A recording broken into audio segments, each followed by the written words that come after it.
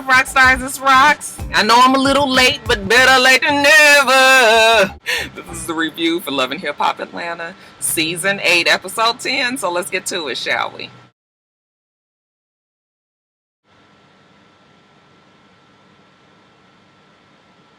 It's the Frost Facts. Child, we see that damn Rashida and that dumbass D-Lo at some location. She says that they got press.com and they got press ATL and they got press in Houston and now they about to do something else. It is going to be the Frost Facts Bistro and Bar right out here in Atlanta. They're there, and they talking about this trip to Trinidad. They looking forward to it. Rashida gonna do her little sexy dance for D-Lo. D-Lo was like, no, you don't do it like the strippers do. While they sit there talking, D-Lo daughter come in, the cute young girl.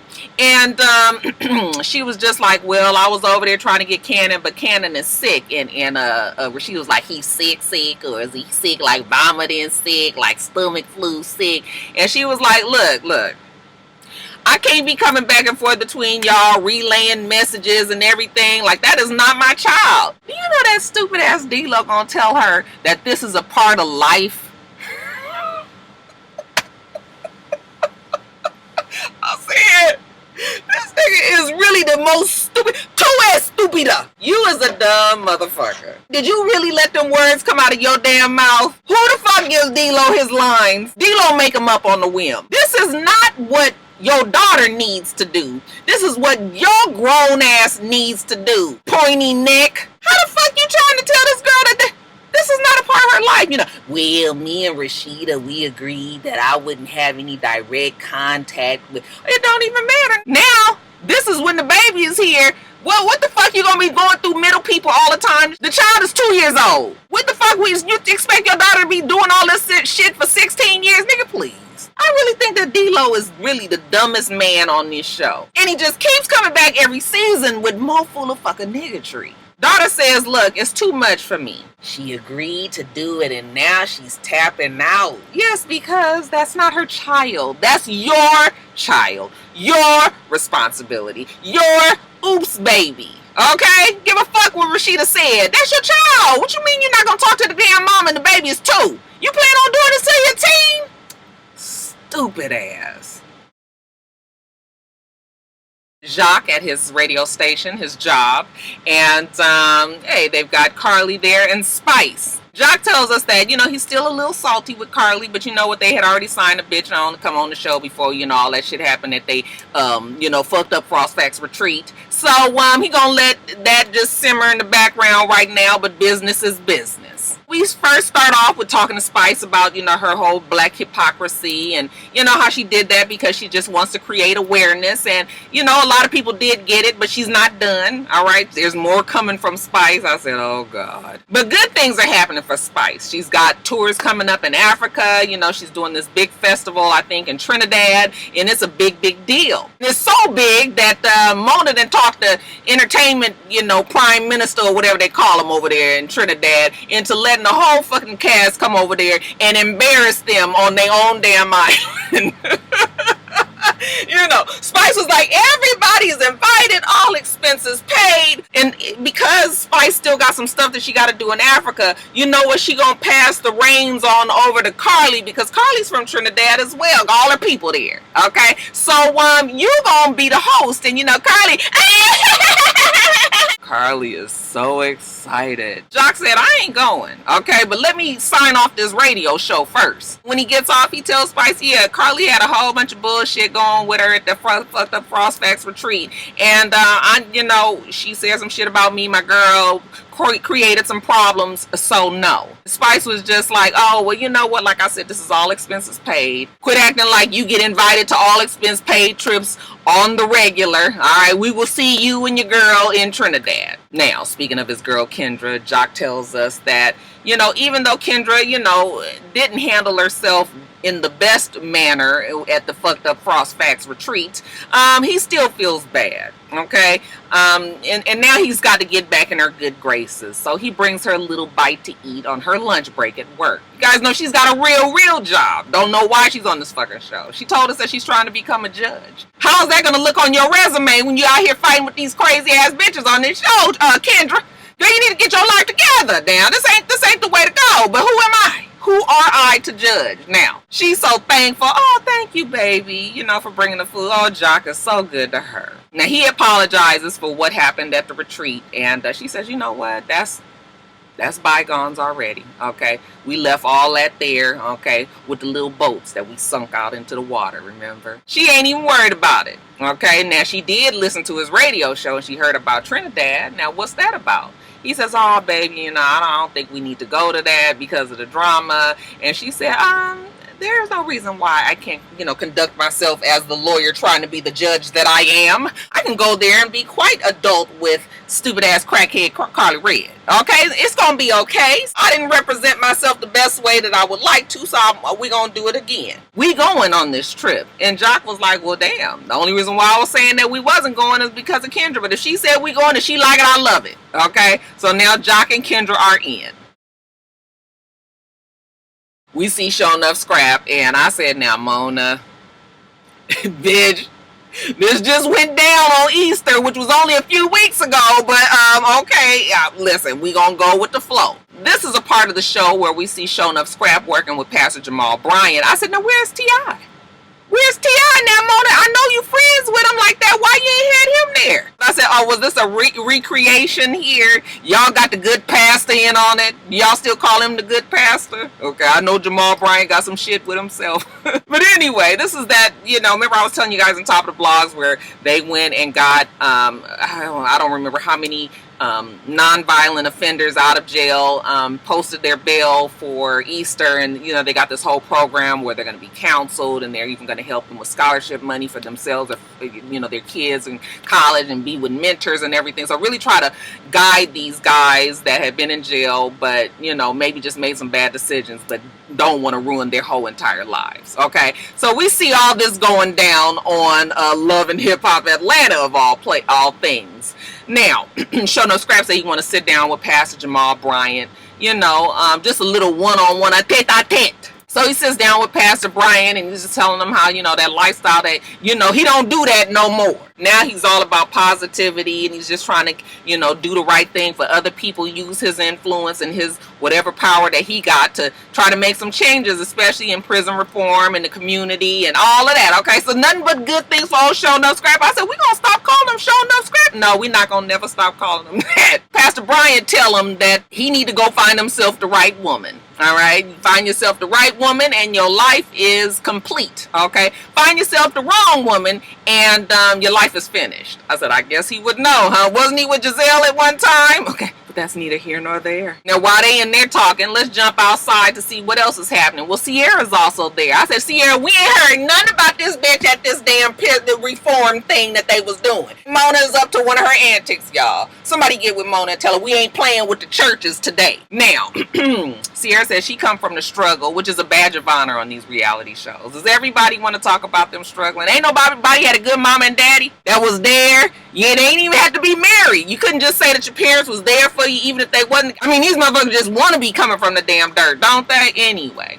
So she's giving back to the community, doing hair, and Akbar shows up. Girl, what you doing here? Akbar says, well, Show Enough invited her. I said, oh, so you friends with Show Enough? You've been talking dirty about him all season. But all of a sudden, that's your homeboy and everything. Oh, okay, Akbar. See, we can't trust Akbar these days because, honey, she say one thing and completely means something else. So she's there, she want to help out in the best way that she can. Sierra tells her, listen, I still feel like I'm in between you and Tokyo's beef. And she just really feels like, they need to sit down together and that they can talk. And Akbar was like, first of all, that bitch need to apologize to me. I said, apologize to you for what? You the one got up there and said some shit on stage? Okay, what the girl did to you other than just show up in Atlanta? I was just like, girl. But anyways, Sierra get to telling her that she's about to do this anti-violence event. She wants Akbar to be there, seeing how she got a bullet in her head.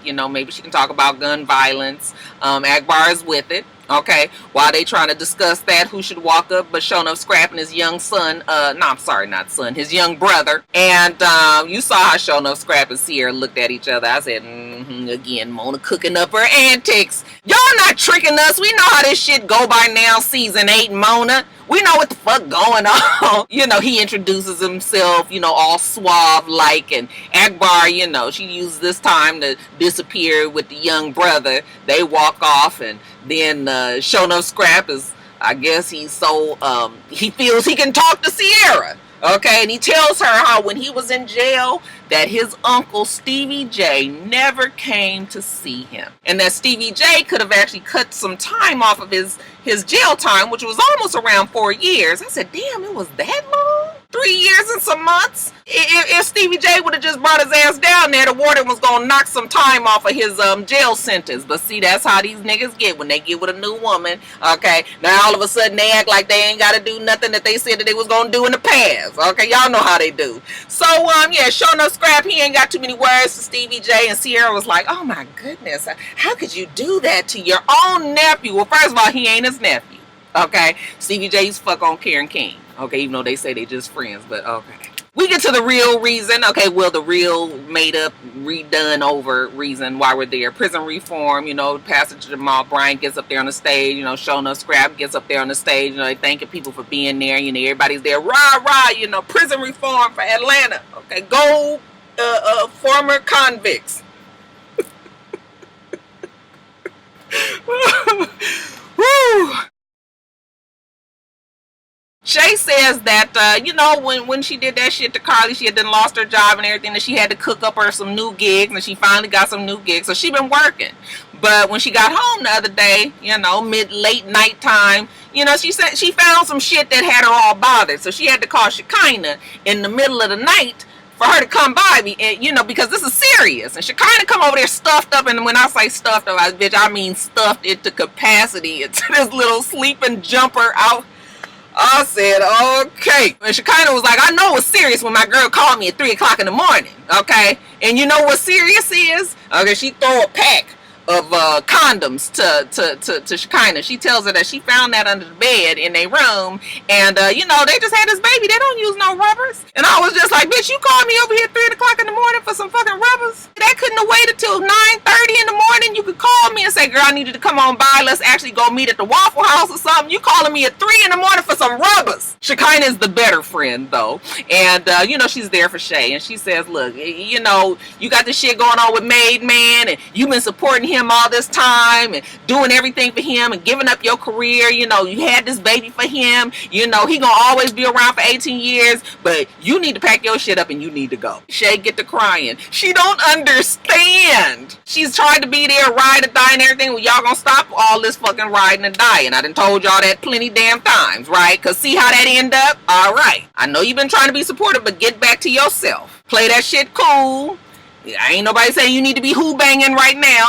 Just let him think that everything is okay, and then when he gone, then bam, get your shit and move out with the baby. The stuff from Pooh and Carly went from ridiculous to complete insanity. Both of them guys are not backing down, and all of this mess is sucking everybody in, including me. I said, Mimi, now listen the fuck here now. Ain't nobody sucking in no Mimi no fucking where. Carly and Pooh was not thinking about your ass. When Mimi girlfriend get back from overseas? This child needs something to do. They are all at Sierra's shop, okay? And, getting a little glammed up or whatever, the eyebrows, eyelashes, hair, whatever needs to be done. Her, Tokyo, Sierra, who else? It was somebody else. Anyway, they talking about Trinidad and Spice inviting them. Everybody's like, oh, I'm going. They all excited. All expense paid on Mona. Sierra says, well, she not going because she got a whole bunch of shit going on. And they was like, really, bitch? Okay, who's the Roses from? I can tell you who the Roses is from.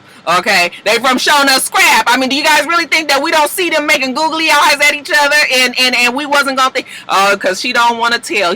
It's a secret admirer. Okay, her and BK, they ain't fucking around no more. So she's moved it on along. I said, well, Shonuff Scrap, we do know that he has to fuck on everybody on the show. At least everybody that's single. So she would be the next in line. Sierra get to telling them about Carly, not telling her about BK, and Pooh not telling her about BK, you know. And she just kind of over all of them. She tired of being fake friends with them bitches. I tried to get Carly and Pooh to talk, and as soon as she walked in the door, it was some bullshit. So she get to telling them how Pooh was there trying to talk to Carly, and Carly got to turning up real fast, and then Pooh was gonna fuck her up with her face. But Mimi says, you know what, she knows both of the girls, but she gonna stay out of the middle of this. All right, Mimi, good. Okay, thank you for your services. Shout out to Shawnee O'Neal. Now, moving on. She kind of get to telling them all Shay's business. I said, now, who told you that Shay wanted them to all know about May Man fucking around on? You know, she kind of was like, yeah, she called me middle of the night crying. You know, she had these rubbers that he had. She found them in the bedroom under the bed and all of that. And, you know, she loved that man. Now, she kind of got a couple of words for his head. Okay, so Tokyo, I know you got the studio session coming up. You need to keep that and let me come do what I need to do. And Tokyo was like, fine, because it's already paid for anyway. Can't get a refund on it. Okay, he probably got it coming anyway. Who should walk in the door but Pooh? When Sierra sees her, she's shocked. Now, she ain't really Pooh's friend. She only Pooh's friend through Carly. So, what you doing at her glam bar? You know, Pooh was just like, well, you know, I wanted to talk to you, but it seems that Carly made it to you first. I said, well, bitch, I'm glad you rushed. How the fuck long ago was a damn birthday trip? Shit, don't rush on my account, you know. So she coming there talking about, you know, she had been meaning to talk to Sierra about this BK shit, but you know, Pooh didn't do nothing. Now Sierra, she mad. Okay, because she only can go by what Carly said. You know, Carly said that you was trying to fuck him and he was trying to fuck you and whatever what it was. And Tokyo was just like, well, you know, we can't really believe, you know, Carly either. Carly be lying her ass off either, so we can't really believe her either.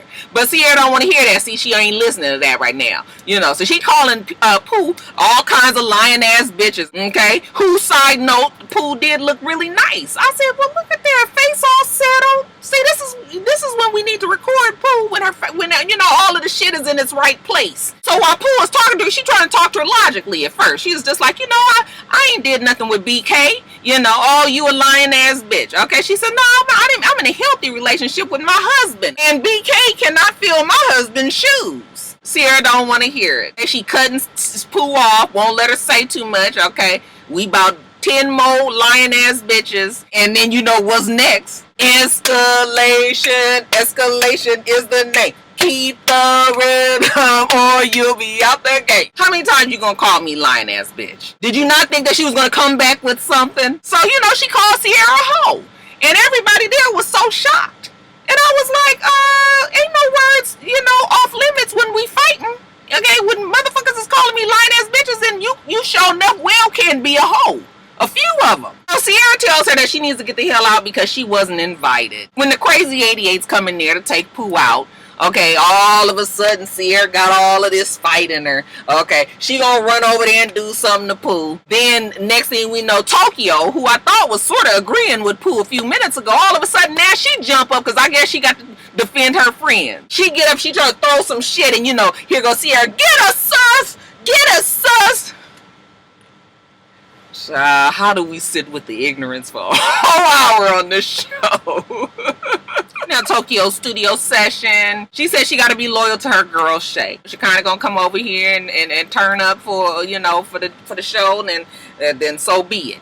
All right. We see Shay at the house. She packing up her shit like she kind of told her, and she and her baby are out, you know, because she can't let her daughter see her, you know, stand for this kind of shit. Remember I told you guys at the beginning of the season that my husband seems to follow her on Instagram, and he said a long time ago that her and the boyfriend had broke up. He was shocked to see him on the show. Well, now we seeing how that's playing out. Okay, we just recreating. Made man wasn't even with Shay probably. But as far as the show is concerned, Shay is leaving. All right, we see Shekinah. She say, you know, she cannot let no shit like this pass. You are not gonna do her girl this way. So she busts in the door. Bam! When did whole shit become cool? What's this? What's this? Throws it at him. And Made Man was like, oh man, what is this? I don't even know what this is. Okay, guy had a little bit of D-Lo in him. She was like, them is rubbers. You fucking other girls in my girl's house? He was like, nah, man, I don't even know what this is. Why are you here? You act like this was your relationship. She says, when your girl called me at 3 o'clock in the morning, then it does become like my relationship. Child, made man is so confused. He still don't know where this came from. He don't know what it is. She kind of says, well, you can do all of that if you want to, but she moving out your house right now. Now we see Carly and she and Double A Mo, you know, they have recommitted their lives to this relationship, okay? Everything is all good again. They've gotten a home together. She's still bothered about this Pooh thing, but she was so sick of Pooh lying that she actually went to the source. That would be Hiram. And she got him on tape saying that she never slept with him. And then she lets Double A Mo hear the recording, okay? And you know, she's all crying, you know, my daughter looks up to you, you know, you're everything to her, and you know, I never did own my daughter, I never did sleep with you. And you know, Hiram is just like, no, not at all. The conversation sounded quite redacted, or he was just sort of just trying to and not say nothing on the recording or say anything to Carly for fear of being recorded. So he was just like, nah, you know. So she stops it and she was like, see right there, that's proof that I didn't sleep with him. I said, child, if you say so. Now Mo says, now you got this trip to Trinidad coming up. I'm not too sure if you should go because I know how you and your girls are, you know, when y'all all get somewhere and the alcohol is free and flowing. And she says, no, you know, she wants to go home. That's where her people are. She wants to see everybody. You know, it's going to be okay. So then, Double A Mo has to put down the parameters. You're going to have to call me when you get there, FaceTime me right before you go to bed, FaceTime me when you about to get up in the morning. Okay, I need all to know where you going to be. Carly was like, yeah, I'm not really sure about that, but I mean, I guess if we going to be getting married, I'm willing to make, I said, Child, I guess that's at the beginning of the marriages. Yeah, they do be trying to keep tabs on you. But honey, after a while, like I don't even talk to Mister when I'm out of town. When Mister out of town, we call each other when we get there. If we just gone for a couple of days, fuck, I need to keep talking to you for all the time. Go enjoy your damn self. I will see you when you get back. Now, if it's a week long, you know, you might want to check in every few days. But I definitely don't need to talk to you the whole time because you're on vacation. You with your friends, you with your boys, you with your whatever you doing. Okay, when I go somewhere with my girls, I don't want to have to be calling you all the damn time. So yeah, we don't do all of that. So I said maybe that just come with time. Okay, because motherfuckers gonna do what the fuck they want to do, whether or not they calling you every. A bitch could be laying in the bed next to them. Okay, so what's all this calling doing? Unless you got the whole room on some sort of surveillance. Getting back to the show, Carly says she's willing to make the effort for Double A Mo. You guys remember they're recommitted to their relationship. Now, Pooh tells us that she feels like Mimi has been taking sides, okay? So her and Mimi gonna sit down and have a drink and, you know, just kind of talk about what's been going on. I have not been picking sides because I was not there. I don't know what side to choose.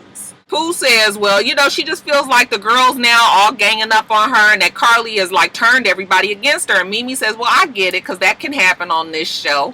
Okay, bitches is petty like that. But the way that you came at Sierra is not really the most common correct way. Okay, and you're trying to be everybody's friend, you know, you just can't roll like that. And again, Pooh says, you know, well, she just hurt.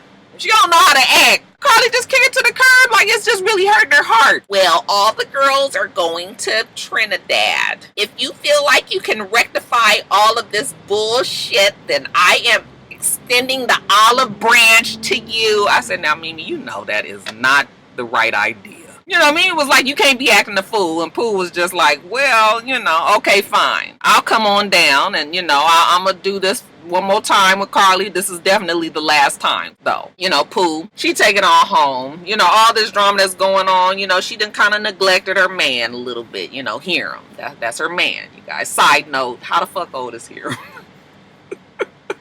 Well, Hiram look like my uncle, okay? Uncle Hiram is what we gonna call him from now. I mean, my daddy's brother for sure. Just, he look young and old all together. There's something about, do he have bottom teeth, y'all? Because I saw the top, but I never, anyway. She cook him a nice dinner. You know, she's sorry that the cocktail party went left, that he had to hear about that. But Carly's still up to her old shit. And he says, yeah, well, I mean, you guys always go through these things and y'all gonna be friends again. You know, it's just always some shit with you too. But get this. Carly come calling me the other day, you know, on speakerphone and had her daughter on the phone talking about, you know, what we didn't do. You know, she's crying and everything, saying how her daughter looked up to me. And she was just like, on the speakerphone? Okay, then he was like, I don't know if it was on the speakerphone. I said, Mona, get these lines together now. Now, you guys know that was a slip right there. He wasn't supposed to say on the speakerphone. You know, I don't know if it was on the speakerphone, but I'm not gonna never say, you know, what I did. And she was just like, she know that you're not that kind of man that's gonna tell your business, especially to her daughter. Who would involve their daughter in something like this? And he was just like, yeah, I'm never gonna kiss and tell. Pooh says, yeah, she done went way too low now. Okay, she got her damn nerves. Okay, she a backstabbing ass bitch. And what I said, well, listen, Pooh, in Carly's defense, and y'all know I don't like Carly. You said she shit on your sheets. She owe you $750. How much low we need to talk about here? He was just like, oh, don't even worry about it. Y'all going to Trinidad. Okay, you going out there. You have yourself a good ass time. You and Carly gonna be fine eventually. We all gonna be fucking on the $750 sheet so she can shit on them again. It's gonna be all good. Besides, none of them girls gotta like you. All they gotta do is respect you. And Pooh says, you know what, you right. But she's still not sure what she might do down there in Trinidad. I said, I got a pretty good idea. And then lastly, you guys, we got Sierra. You know, she's sitting the girls down, Akbar and Tokyo and Spice. You know, we're gonna sit them down so we can talk grown woman style and get past the issues. Akbar don't understand why, you know, everybody's so damn bothered by what she said. You know, this rap music, this is how they do. So Sierra says, well, listen, I got you two here because I just want to say, if you guys want to be around me, okay, you got to act civilized. Who the fuck said we want to be around your ass? Akbar says, and I tell you, I can't stand when people are like this, because if you're going to be a certain way behind somebody's back, then you need to be that exact same fucking way, bring that same energy in their face. Akbar says, I don't have no problems with her. She starts up with the whole, you know, I got a lot going on with my kids and all this. I looked at that, I said, contradiction is the name. Keep the rhythm or you'll be out the gate. But then she come telling us, look, she don't give a fuck about none of these girls. It's just rap music. Okay, she can't be bothered by them. You know, she got money to make. She can't be going back and forth with Tokyo and Spice and all this. And I said, well, bitch, why you didn't just say that?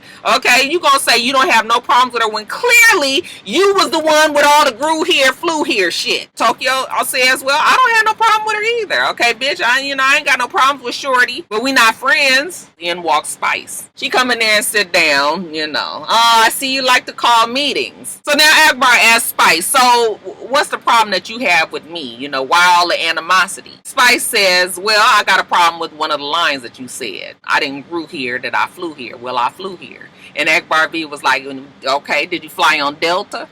You could tell she wanted to laugh. That damn Tokyo even laughed out like, bitch, that was kind of funny. And but Spice held it together. I said, Mona, get her an extra $1,500.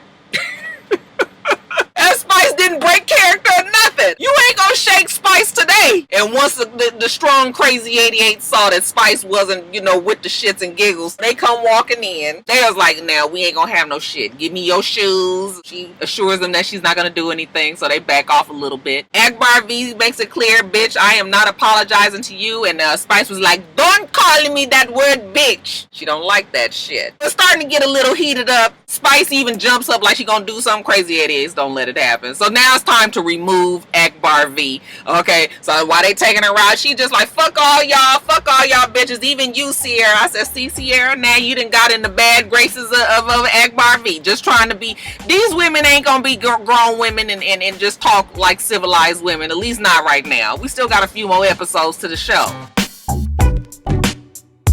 Alright, rock stars, that's it. Let me get my food and get back to work. Make sure that you rate, comment, and subscribe to the channel. I'm itsrox. The channel is for itsrox, and everything else I do will be in the bottom bar. Alright. So I hope that you have a wonderful, wonderful rest of your day, and I plan on doing the same. Till next time, rock stars. Bye.